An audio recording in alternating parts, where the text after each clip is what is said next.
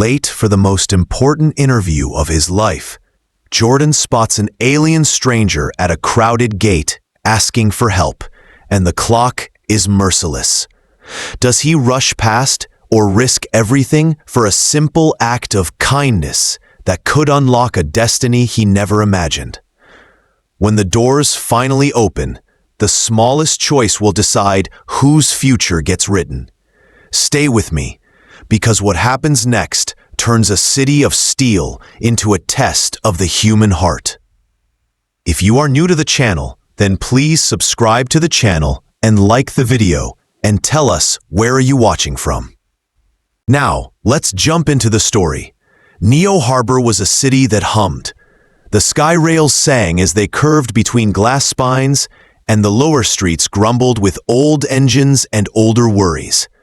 Jordan Hale stood in the middle of that humming, checking his wristband for the 5th time in 2 minutes.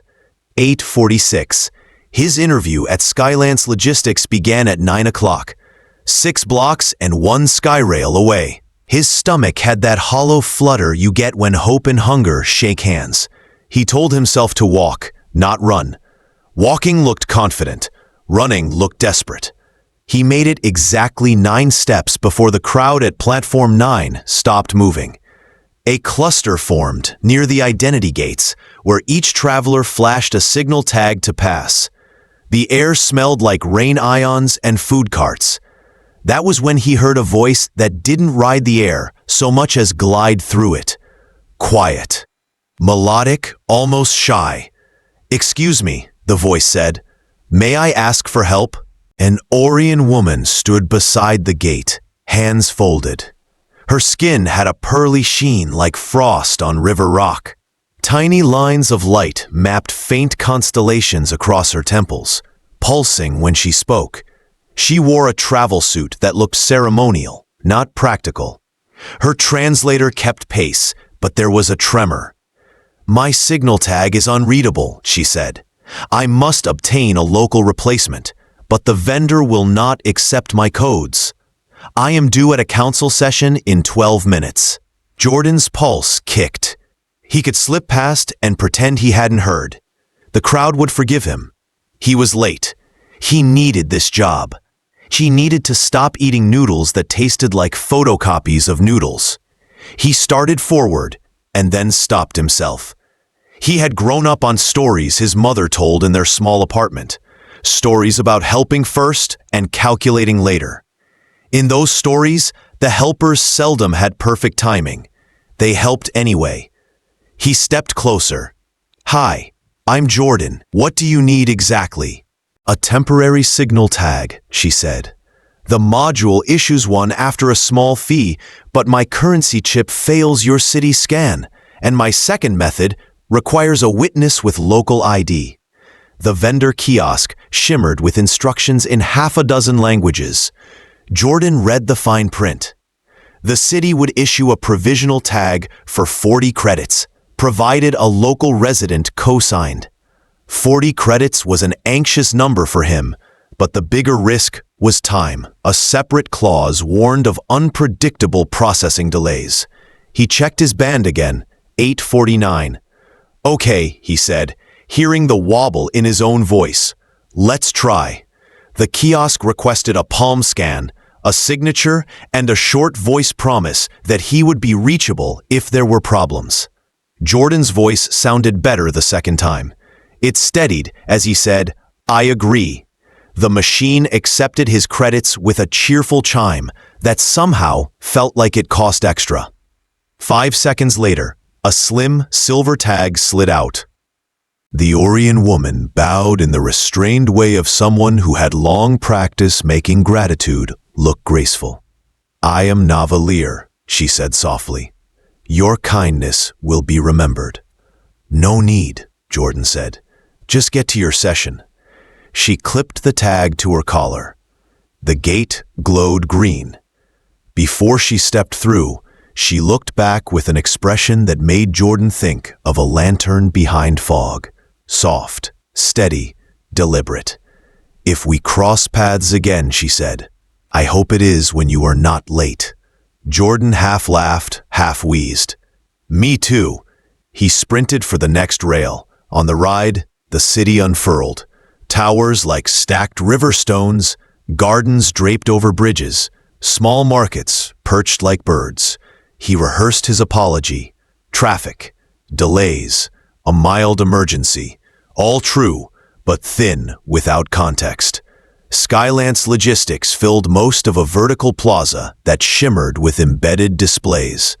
Jordan reached reception at 9:08, breathing like a startled accordion. The receptionist, Ria Kumar, had warm eyes and cool posture. "Interview started on time," she said. "Yours was at 9. "I can explain," Jordan said. "I helped someone at the gate." "Most of us are someone," Ria said, not unkindly. "4th level, room 12. I can't promise they'll see you." The lift was mercifully fast. The hall to room 12 was lined with quiet screens, showing freight maps moving like slow constellations. The door's panel glowed red. Voices murmured inside, smooth, practiced voices that knew they were being listened to. Jordan's finger hovered over the entry chime. He thought about the 40 credits he couldn't spare, the late rent, the interviews that had felt like auditions for roles that didn't exist. He pressed the chime anyway. The door opened a slit. A man with silver thread hair and watchful eyes glanced at Jordan, then at a second person inside. "We're concluding," the man said.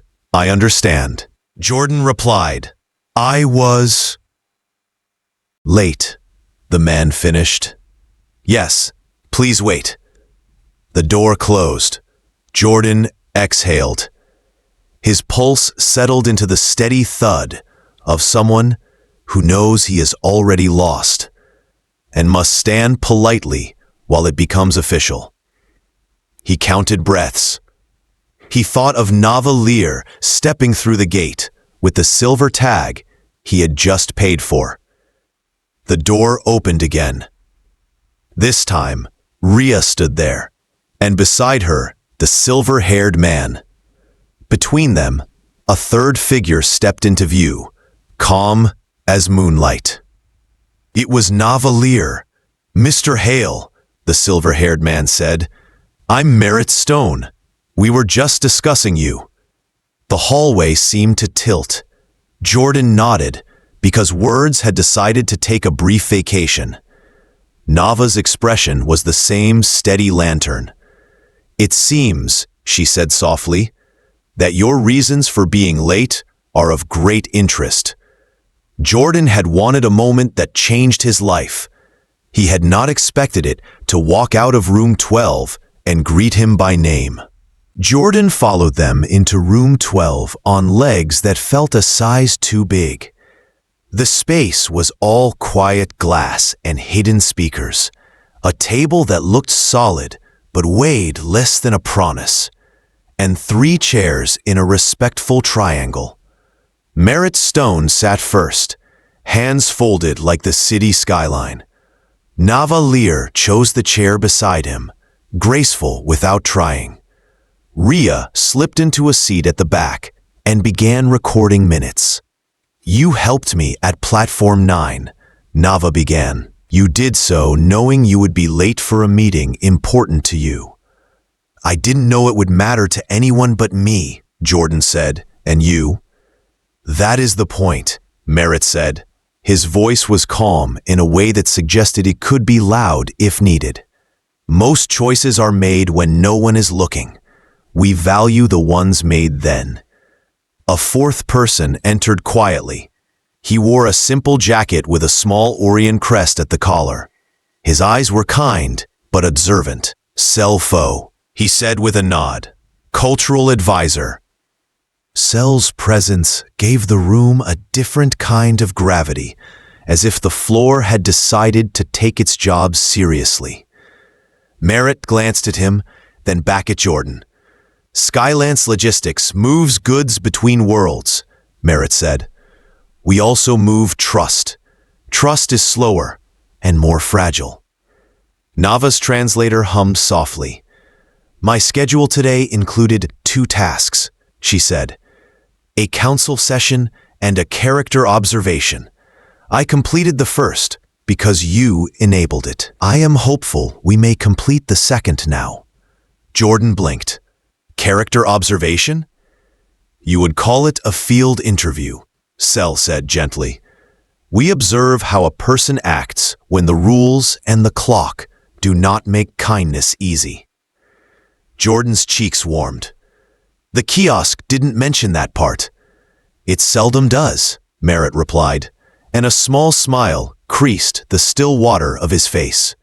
Mr. Hale, your academic record shows xenobiology with top marks, followed by a funding cut that ended your program. You worked in transit maintenance. You volunteered at a language clinic. You've been searching for a place where those things add up. They add up to rent being late, Jordan said, and then regretted the joke until Merritt's smile deepened a fraction. Honesty is useful, Merritt said. So is courage under ordinary pressure. Cell tapped his wrist slate. A brief hologram appeared. Jordan at the kiosk, speaking clearly, consenting to be reachable if any issue arose, glancing at his band, choosing anyway. The clip ended before Jordan could cringe. Some roles require skill, Nava said. Ours require skill and conscience. Are you offering me a job? Jordan asked, the words tumbling out as if they had been waiting in line for hours. We are offering you a beginning, Merritt said. Junior liaison. You would learn policy, language etiquette, and conflict de-escalation. Training and housing included. The salary will not insult you. Jordan's breath caught on the word housing. When his mind tried to sprint ahead, tripped, then walked. What's the catch? He asked. Nava's eyes softened. Not a catch, a condition. Keep choosing the better path when no one is watching, even when the better path is inconvenient. That might make me late again, Jordan said. Yes, Cell replied, and sometimes late becomes right on time for something else. Rhea slid a simple contract across the table. It was thinner than he expected. Merritt watched him, not like a hawk watching a mouse, but like a gardener waiting to see if a seed is ready. Jordan read carefully. Clear expectations, training modules, mentorship by Cell, an evaluation at 3 months. He signed. The pen felt heavier than its weight. 3 months turned into living differently. Jordan's new apartment was small, sunlit, and close to a park where children chased a ball that drifted a foot off the ground, giggling when it dodged them. Training began the next day. Cell taught him the exact half-second pause that makes a Talmeri greeting respectful rather than sharp. The Aryan custom of offering stillness as hospitality, and the human custom of patience when laundry machines revolt. On his second week, Jordan shadowed a routine cargo handoff that stopped being routine when a sensor flagged a crate from the Centaura belt. The screen flashed an old code that supervisors had not bothered to update. Security moved in too fast. The Centauran family beside the crate, tall, delicate, with glassy wings folded tight, went from hope to fear like a switch. Jordan stepped forward. He spoke their language in careful beginner phrases and asked for permission to help. They nodded with the emphatic relief of people who have been told no so often that yes feels like a warm room. He called Cell, who called a registrar, who called legal, who called a supervisor who had been at lunch. The crate scanned clean. The family's papers were old, but valid under an active extension. A protocol update rolled out by evening. It had taken 90 minutes and a choice to slow down. News of the small win spread. So did resistance. A port administrator named Dora Keene filed a note that Jordan's soft approach invited delays. Merritt filed a response that delays caused by care were cheaper than disasters caused by haste. The debate simmered. 2 months in, Jordan drafted a simple handbook called Bridges, Not Walls. It suggested worksite phrases in common languages, signs that de-escalate rather than challenge, and a process for rechecking outdated flags. Ria helped polish it. Sel tested the phrasing. Nava endorsed it with a sentence that made moral sense and fiscal sense in one breath. The handbook reduced incidents, so complaints grew louder in different corners. Why are we spending time on this? Someone asked in a meeting. Because time is the only thing we can spend that makes tomorrow cheaper, Jordan said, surprising himself. Then the rumor arrived. It zigzagged through feeds like a sparrow that didn't respect windows. It suggested that Jordan's appointment had been arranged by Orion influence, that his big heart covered a thin resume, that his first-day kindness had been a staged theater piece to open corporate doors. Unhelpful noise, Merritt called it, but noisy. He looked tired for the first time Jordan had seen. Sel remained calm, which somehow felt like a strategy. Nava's eyes were thoughtful, lantern steady. The counter is not argument, Nava said. The counter is proof. What kind of proof? Jordan asked. The kind that no rumor can swallow, Sel replied. Bring home an agreement everyone said was impossible. Which agreement is that? Jordan said, half joking. Talk to the Talmeri, Merritt said. Lead the delegation. Jordan's mouth went dry.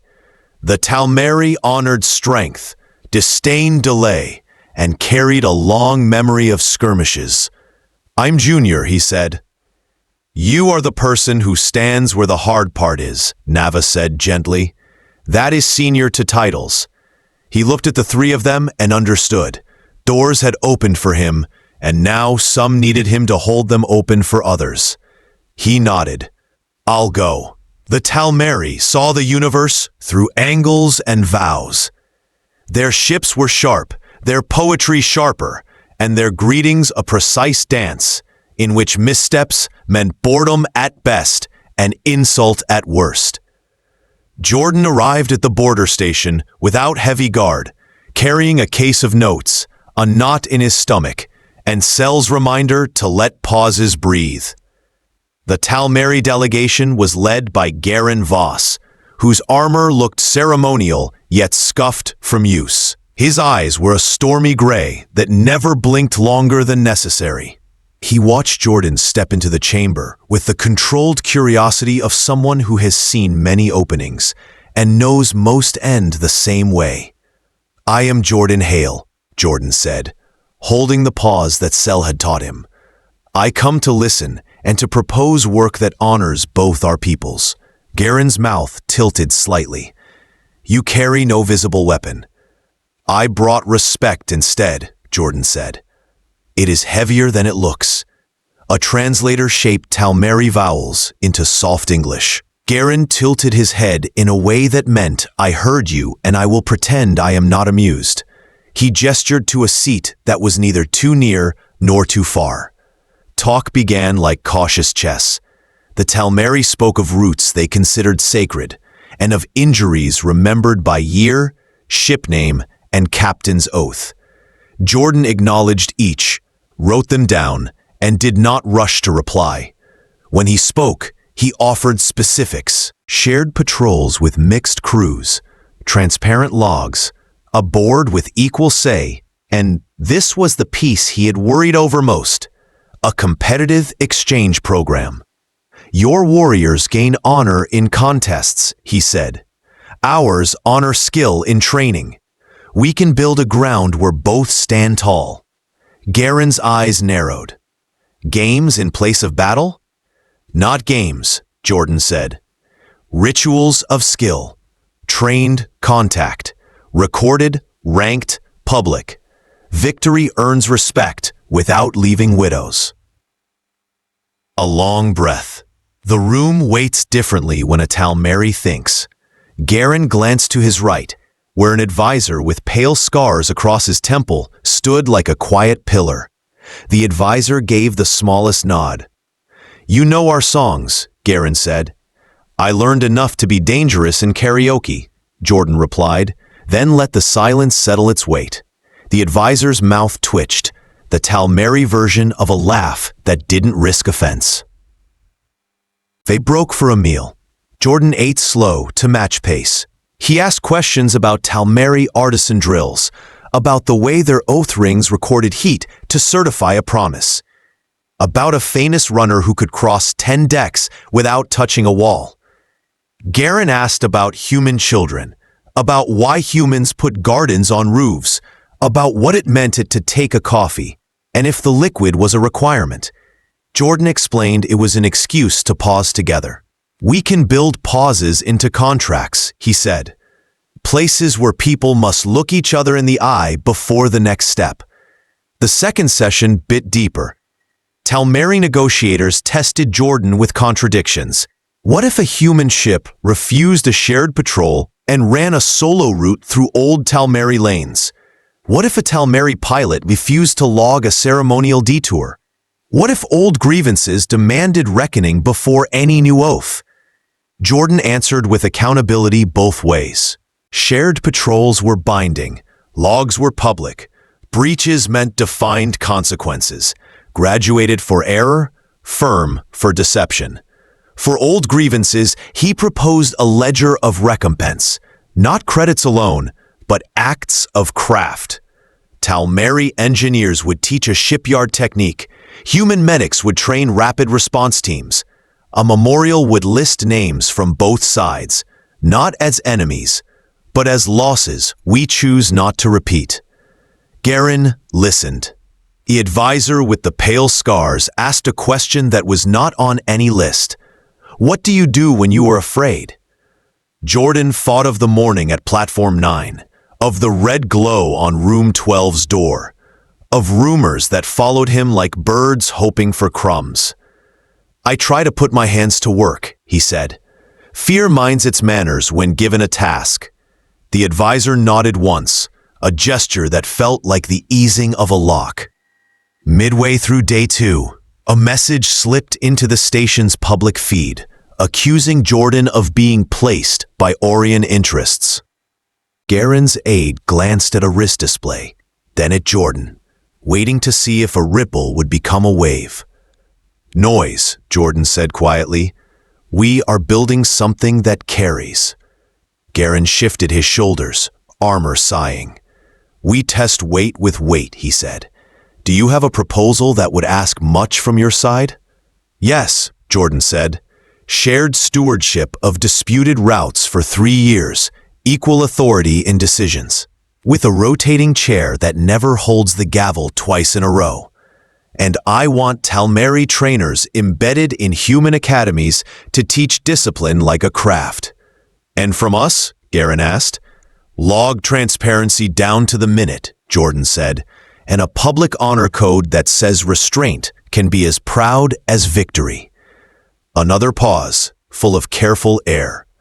"We will sign the trial accord," Garen said at last. 3 years, then we measure." The room did not cheer. It breathed. Jordan didn't grin or pump a fist. He bowed the Talmeri bow, precise to the angle Cell had drilled into his muscles. Garen returned it, a degree deeper, which meant respect earned and not borrowed. The rumor, deprived of attention, thinned. Commander Dora Keene filed a fresh complaint anyway. Merritt answered with shipping stats. Fewer incidents, fewer delays, lower insurance premiums. Nava sent a single line to the council. Honor has been given a safer stage. Cell poured tea that smelled like rain on copper. Jordan slept for 8 hours straight, for the first time in weeks. The next morning, Neo Harbor woke to headlines that used quiet words. Trial accord signed. Shared routes. Training exchanges planned. Quiet words often travel farther than noisy ones because they do not exhaust their listeners. Jordan stood at his window and watched the rails hum. He thought of Platform 9, of a silver tag, of doors that almost closed and then did not. The world felt the same and different in equal measure, like a familiar room with new light. Months unspooled on a kinder spool. The trial accord held. A shared patrol intercepted a misunderstanding before it became a story with sharp edges. Talmary trainers taught rhythm and restraint at a human academy where cadets learned that control is a cousin of courage. Human medics set up a clinic at a Talmary outpost and wrote grateful letters home about the way honor codes can make a waiting room feel safe. The council expanded Jordan's portfolio to include conflict prevention across several corridors. He tried to keep his office door open, literally, because the sound of people meeting reminded him that most solutions start as conversations. He kept the Bridges, Not Walls handbook on his desk, its corners softened by use. Commander Dora Keene's concerns did not vanish, but they changed shape. She still filed reports, but now some carried suggestions learned from the handbook. One day she sent a message that read, "Your pause idea worked with Birth 6. Fewer shouting matches." Jordan smiled at the screen. Small shifts matter. An invitation arrived for an exhibition at the Civic Museum titled Humble Objects, Enormous Journeys. Among carved oath rings and faded maps, a slim silver signal tag rested under glass. The plaque read, "Temporary Identification Token. Platform 9. Issued during a morning rush." An ordinary tool used to make an extraordinary choice. Jordan stood in front of it longer than he meant to. A kid with sticky fingers pressed close to the glass and whispered, "That little thing changed a lot." His parent nodded. Small keys, big doors. Navalier joined Jordan at the display, her presence the usual quiet light. "Do you approve of this framing?" she asked. "I'd have added, also, it cost 40 credits, Jordan joked. And they both laughed softly. Near closing, a young applicant arrived at Skylance with a careful folder and nervous eyes. Rhea waved Jordan over. "This is Lena Park," she said. She applied for an entry role. "Something else happened yesterday that you should hear." Lena spoke in quick, honest sentences. On her way to the interview, she had found an Altari family stranded at a ticket console with a broken translator.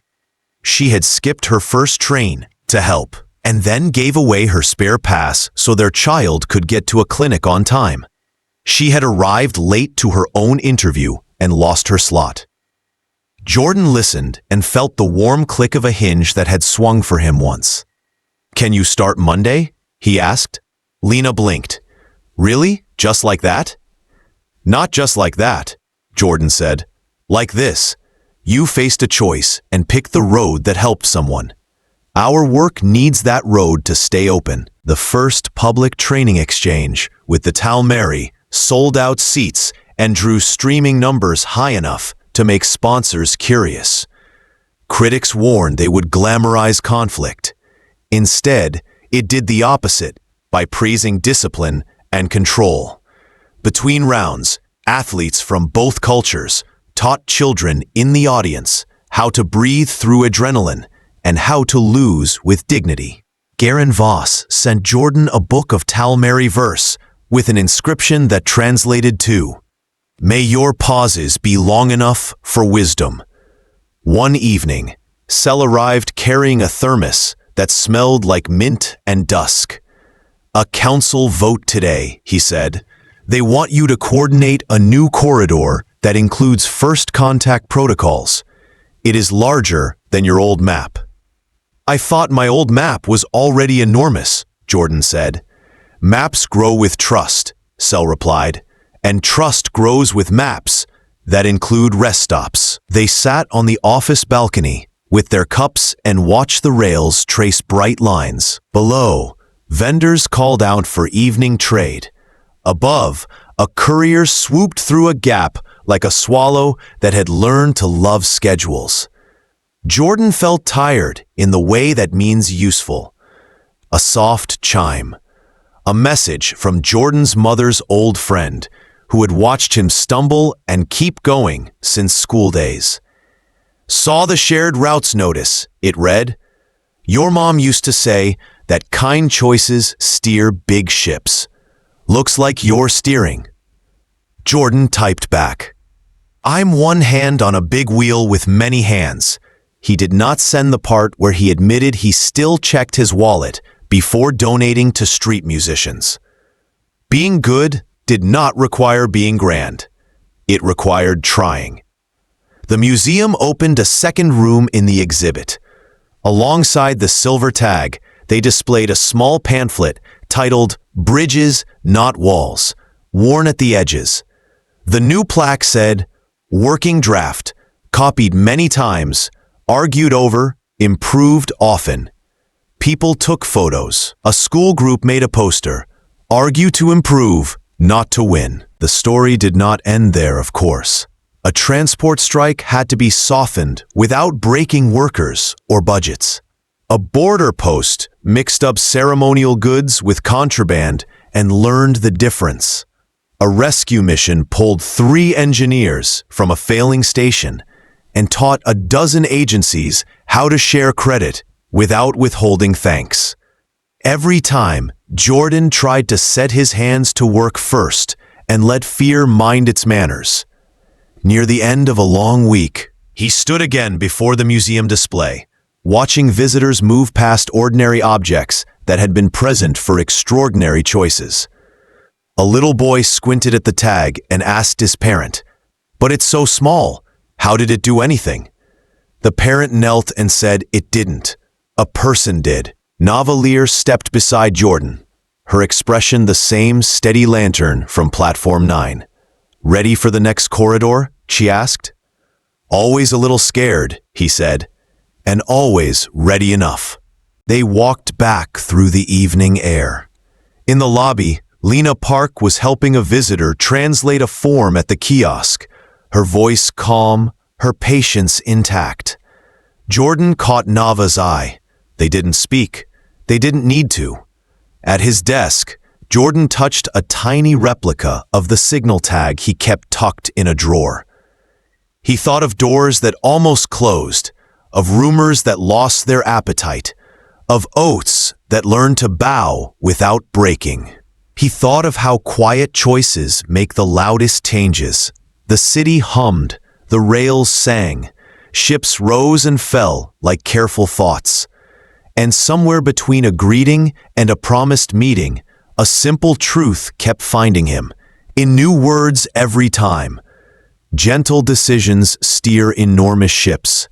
He smiled, breathed, and stepped into the next conversation.